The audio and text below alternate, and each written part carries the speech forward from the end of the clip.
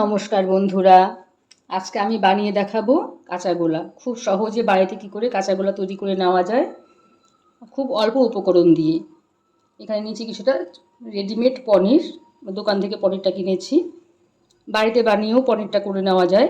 এখানে নিয়েছি milk powder, table চামচে 3 চামচ মিল্ক পাউডার নিয়েছি, আর 4 চামচ নিয়েছি চিনি। শুধুমাত্র 3টে উপকরণ দিয়ে আমি কাঁচা গোলাটা তৈরি করে দেখাবো।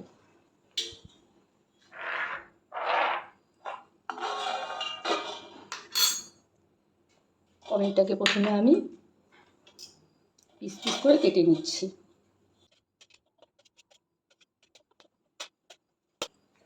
পনিরটা আমি ছোটো ছোটো টুকরো করে নিয়েছি। পনিরটাকে এখন আমি একটু মিক্সি বাড়িতে পেস্ট করে নেব। পনিরটা আমি পেস্ট করে নিয়েছি, দেখো খুব সুন্দরভাবে পেস্ট হয়ে গেছে।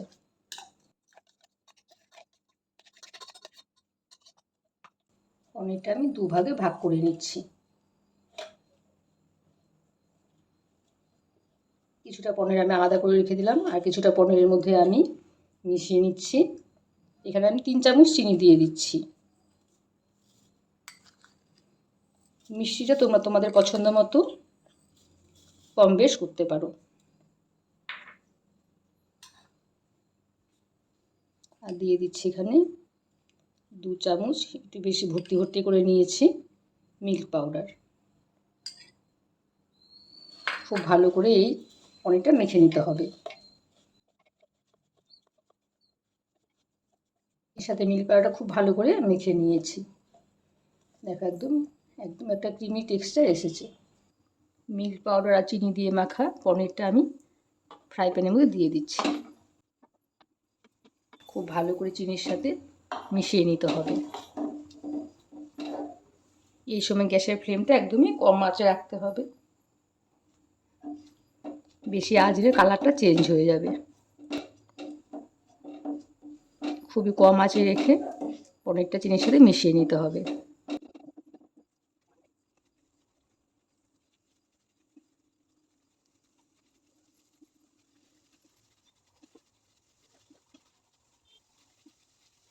চিনি দেওয়াতে চিনির অল্প জল ছেড়ে এসে চিনির জলটা শুকিয়ে গেলে এটা নামিয়ে নিতে হবে।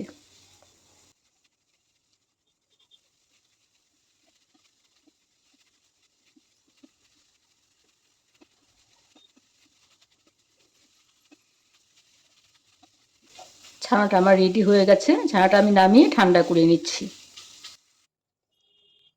থালা ঢেলে কিছুটা ঠান্ডা করে নিতে হবে। এর কাঁচা পনিরটার সাথে ভালো করে মেখে নিতে হবে।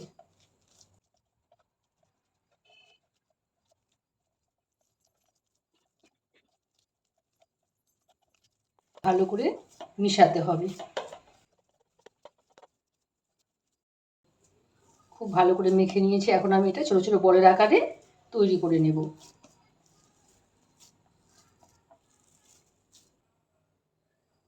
ছোট ছোট আকারে বল আমি তৈরি করে নিচ্ছি।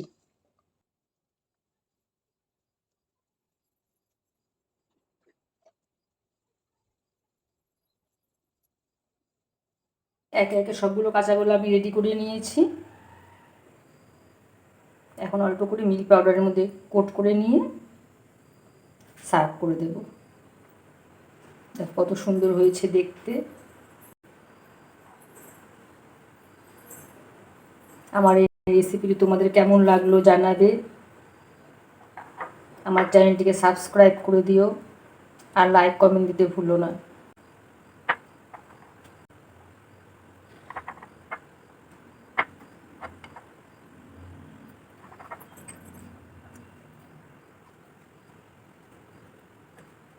ঠিক আছে বন্ধুরা, আজকের মতো এখানেই রাখছি।